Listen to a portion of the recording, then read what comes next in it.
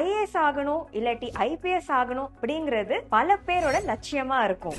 ஏன்னா இது Indian civil சர்வீசஸ்ல இருக்கிறதுலே பிரஸ்டீஜியஸான பொசிஷன். UPSC நடத்துற சிவில் சர்வீசஸ் எக்ஸாம்ஸ் ப்ரிப்பேர் பண்றதுக்காக உங்களோட காலேஜ் டேஸ் இல்ல ஒர்க்கிங் ஹவர்ஸ் இல்ல ஹவுஸ் ஹோல்ட் ஒர்க் உங்களுக்கு தடையா இருக்கா? இனிமேல் அந்த தடை இருக்காது. ஏன்னா வெரண்டா IAS இப்போ ஒரு ஆன்லைன் ஈவினிங் பேட்ச் ஆரம்பிக்க போறாங்க. சோ நீங்க எங்க இருந்தாலுமே இந்த கோர்ஸை அட்டெண்ட் பண்ணலாம். இதுல பாத்தீங்கன்னா எக்ஸ்பர்ட் ஃபேக்கல்டிஸ் உங்களுக்கு கிளாஸஸ் நடத்துவாங்க, உங்களுக்கு டெஸ்ட் சீரீஸ் இருக்கும், மென்டார்ஷிப் சப்போர்ட் இருக்கும். அண்ட் வித் ஆல் திஸ் நீங்க ப்ராப்பர் கைடன்ஸோட UPSC எக்ஸாம கான்ஃபிடென்ட்டா கொடுக்கலாம். இந்த கோர்ஸ் பத்தி தெரிஞ்சுக்க கீழ இருக்கிற லிங்கை கிளிக் பண்ணி உங்க டீடைல்ஸை ரெஜிஸ்டர் பண்ணிக்கோங்க.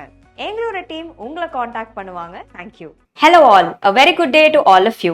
This is Vilasini from Veranda IAS and friends, இன்னைக்கு நம்ம என்ன பார்க்க போறோம்னு பாத்தீங்கன்னா the Hindu editorial analysis.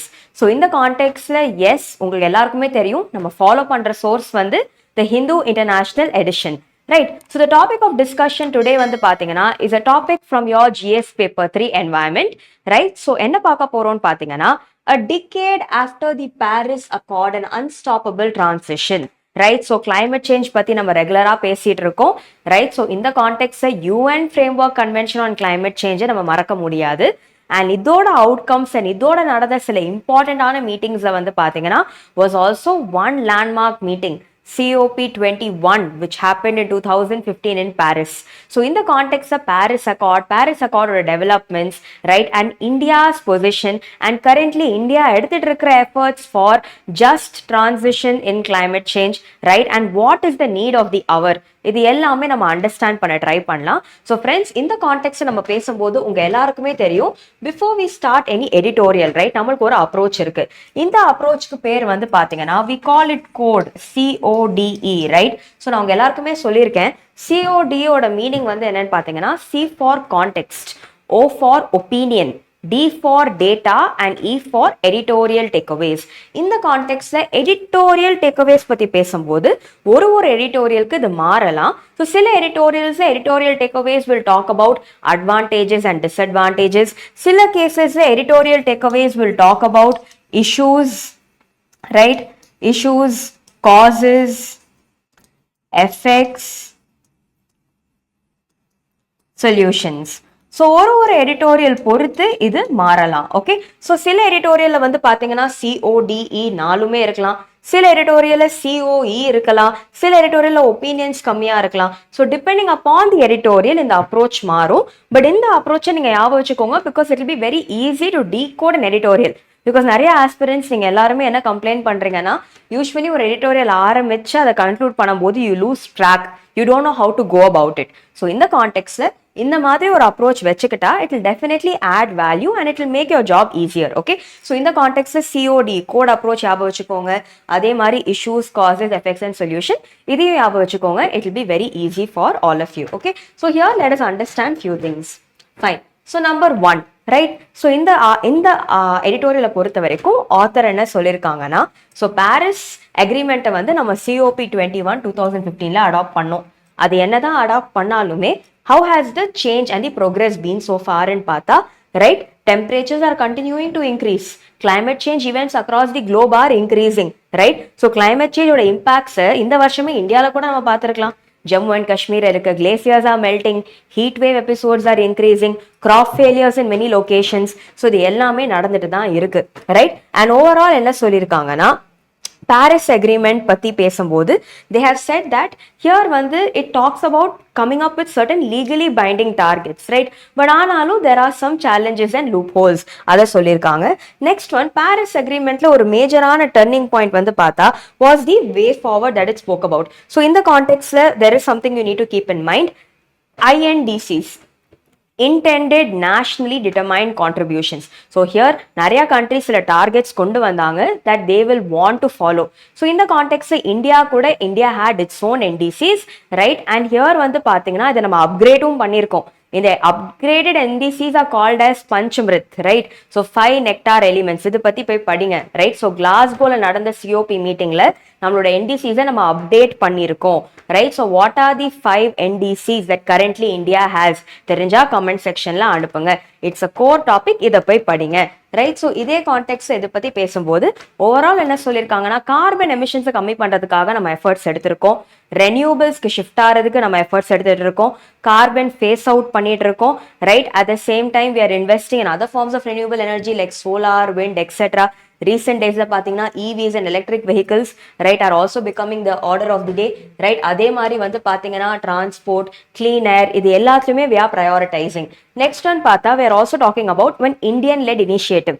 Ennan pathina, on the sidelines of COP21 in 2015, India and France sendu vandu pathina International Solar Alliance, they founded this ISA.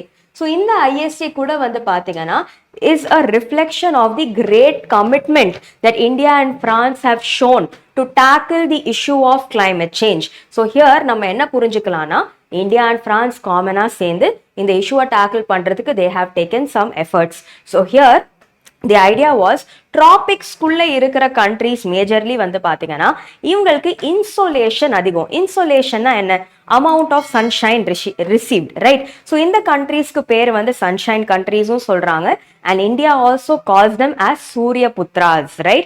So here the idea is, சில countries, not just in the tropics, whoever is interested in harnessing solar energy, right, they can be a part of the International Solar Alliance. So இங்க என்ன suggest பண்ணிருக்காங்கன்னா, இந்த International Solar Alliance மூலியமா, right, solar energy capacity generation, right, நம்ம promote பண்ணலாம், carbon emissions face out பண்ணலாம், at the same time நிறைய green jobs create பண்ணலாம். What are these green jobs? Renewables, right, climate resilient sectors இருக்கிற சில jobs that we have created are called as green jobs. இந்த green jobs நால நிறைய பேருக்கு livelihood opportunities கிடைக்கலாம், and India and many other countries can also export, right, some services to other countries. So in the context India climate change காக இதெல்லாம் பண்ணிட்டு இருக்காங்க. இப்போ recent daysல பாத்தீங்கன்னா International Solar Alliance ஓட மெம்பர்ஷிப்புமே இன்க்ரீஸ் ஆயிடுச்சு. இது எல்லாமே they have highlighted. It is also engaging in activities like conducting capacity building, training programs, etc. Right. And overall இது பத்தி பேசும்போது, right, இந்தியாவுமே பாத்தீங்கன்னா the idea is we have something called as Vikshit Bharat. By 2047 வந்து பாத்தீங்கன்னா India wants to become a developed country. So here நம்ம சில targets வச்சிருக்கோம். NDCs fulfill பண்ணணும், fossil fuels phase out பண்ணணும், renewable energy capacity enhance பண்ணணும், carbon sinks promote பண்ணணும். At the same time வந்து பாத்தீங்கன்னா we are also saying by 2070, right, we should have net zero carbon emissions. இது எல்லாமே இங்க ஹைலைட் பண்ணிருக்காங்க. So upcoming COP, that is COP30, which will take place in Brazil, இது நடந்தாதான் we will be able to closely observe the outcomes என்ன, what have been some major challenges which have been cited, right, இந்தியாவோட stance என்ன, global position என்ன, right, developing countries-க்கு ஏதாவது சில benefits இருந்திருக்கா இந்த வாட்டி, இது எல்லாமே we have to wait and watch, right. So next என்ன சொல்லியிருக்காங்கன்னா, overall இதை further develop பண்றதுக்கு what are some steps required, right. So இந்த context அவங்க என்ன சொல்றாங்கன்னா, right, ஒரு global consensus இருக்கணும் with regard to tackling climate change, right, that is there. Second one வந்து பாத்தீங்கன்னா communities protect பண்ணணும், funding enhance பண்ணணும். We are talking about green climate fund, loss and damage fund. இது எல்லாமே core static topics. Green climate fund, right, climate change காக இருக்கிற ஒரு funding. Loss and damage fund, specifically to help developing countries and small island and developing states. ஏன்னா இந்த countries தான் வந்து பாத்தீங்கன்னா more vulnerable to the impacts of climate change. So நீங்க static areas cover பண்ணிட்டாலே நான் சொல்ற இந்த ஏரியாஸ் தான் உங்களுக்கு புரியும் in a much more easier way. So இந்த மாதிரி சில பாசிட்டிவ் அவுட்கம்ஸ் கொடுத்துருக்காங்க. அட் த சேம் டைம் அவங்க என்ன சொல்லியிருக்காங்கன்னா, மேங்க்ரோவ்ஸா இருக்கட்டும், அமேசான் ரெயின் ஃபாரஸ்டா இருக்கட்டும், நிறைய கார்பன் சிங்ஸை நம்ம கிரியேட் பண்ணணும், கன்சர்வ் பண்ணணும், அண்ட் ஃபைனலி எல்லாரோட பார்ட்டிசிபேஷனும் தேவை. All stakeholders participation is ultimately required to help us realize this goal. So overall என்னன்னு பாத்தீங்கன்னா, climate change வந்து is an issue which is going to affect all. So இதை address பண்றதுக்கு ஒரு multi integrated approach, a holistic approach தேவை. Only then can this be made in a very effective manner, right? So இதுதான் சொல்லியிருக்காங்க. So in the context, let us understand a few things. So number one, Paris Agreement. Paris Agreement பத்தி போய் படிங்க. So in the context, background of UN Framework Convention on Climate Change. So இதுல you should know that 1992ல வந்து பாத்தீங்கன்னா Rio Earth Summit ஒரு summit நடந்துச்சு. இதோட outcome தான் வந்து பாத்தீங்கன்னா UN Framework Convention on Climate Change. So climate change காக இருக்கிற ஒரு exclusive convention. Out of the Rio Earth Summit பாத்தீங்கன்னா it is UNFCCC. So here இதோட மெம்பர்ஸுக்கு பேர் பார்ட்டிஸ். COP கான்ஃபரன்ஸ் ஆஃப் பார்ட்டிஸ்னா Supreme Decision Making Body of any convention. So yes, November monthல COP 30 is going to happen in Brazil. அது நடக்கும்போது we will know what are the outcomes of the latest UNFCCC meeting. So here வந்து பாத்தீங்கன்னா climate change projections and temperature rise வந்து பாத்தீங்கன்னா is now going to get much more altered. முன்னாடி இந்த மாதிரி இல்லை, அது இன்க்ரீஸ் ஆகிறதுக்கும் வாய்ப்பு இருக்கு. ஸோ எஸ், அடிக்குவேட் எஃபர்ட்ஸ் தேவை அப்படின்னு சைட் பண்ணியிருக்காங்க. ஸோ இந்த கான்டெக்ட்ல வந்து என்னதான் பாரிஸ் அக்ரிமெண்ட் வந்து ரைட் டெவலப்பிங் கண்ட்ரீஸ்க்கு ஒரு பெனிஃபிஷியலாக இருக்கலாம், கார்பன் டிரான்சிஷனுக்கு யூஸ்ஃபுல்லாக இருக்கலாம். பட் ஆனாலுமே இதோட ஓவரால் எஃபெக்டிவ்னஸ் வந்து பார்த்தா it is not realising it set targets அப்படின்னு பாயிண்ட் அவுட் பண்ணியிருக்காங்க. So here example of International Solar Alliance point out பண்ணியிருக்காங்க. இதை பற்றி நம்ம பார்த்துட்டோம். Just to show India's position in this, right? And other context, talking about what is required அப்படின்னு பார்த்தா number 1 global consensus, right? Climate change ஒரு இஷ்யூவா நம்ம integrate பண்ணி யோசிக்கணும். Next, vulnerable communities protect பண்ணணும். Climate refugees across the world are increasing, right? And there is no refugee convention which recognizes them. This is a problem. At the same time, நிறைய nature based solutions, afforestation, carbon சிங்ஸை protect பண்ணுறது, இது எல்லாமே நம்ம promote பண்ணலாம். At the same time local கம்யூனிட்டிஸையும் நம்ம effectively empower பண்ணணும். இது எல்லாமே பண்ணால் it is possible to somewhere ensure that sustainable development and balanced growth is taking place, right? So overall இதுதான் இந்த எடிட்டோரியலோட context, right? So here please go read about UN Framework Convention on Climate Change, Paris Agreement and its outcome. இது எல்லாமே core static topics. இது படிச்சாலே you will be able to correlate with this very effectively. Thank you. I hope the discussion was useful. IAS ஆகணும் இல்லாட்டி IPS ஆகணும் அப்படிங்கிறது பல பேரோட லட்சியமா இருக்கும். ஏன்னா இது இந்தியன் சிவில் சர்வீசஸ்ல இருக்கிறதுலே பிரஸ்டீஜியஸான பொசிஷன்.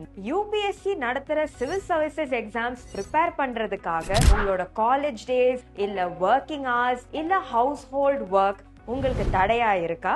இனிமேல் அந்த தடை இருக்காது. ஏன்னா வெரண்டா IAS இப்போ ஒரு ஆன்லைன் ஈவினிங் பேட்ச் ஆரம்பிக்க போறாங்க. சோ நீங்க எங்க இருந்தாலுமே இந்த கோர்ஸை அட்டெண்ட் பண்ணலாம். இதுல வந்து பாத்தீங்கன்னா எக்ஸ்பர்ட் ஃபேக்கல்டிஸ் உங்களுக்கு கிளாஸஸ் நடத்துவாங்க, உங்களுக்கு டெஸ்ட் சீரீஸ் இருக்கும், மென்டார்ஷிப் சப்போர்ட் இருக்கும். அண்ட் வித் ஆல் திஸ் நீங்க ப்ராப்பர் கைடன்ஸோட UPSC எக்ஸாம கான்ஃபிடென்ட்டா கொடுக்கலாம். இந்த கோர்ஸை பத்தி தெரிஞ்சுக்க கீழே இருக்கிற லிங்கை கிளிக் பண்ணி உங்க டீடைல்ஸை ரெஜிஸ்டர் பண்ணிக்கோங்க. எங்களோட டீம் உங்களை காண்டாக்ட் பண்ணுவாங்க. Thank you. Veranda IAS, where your dream becomes reality.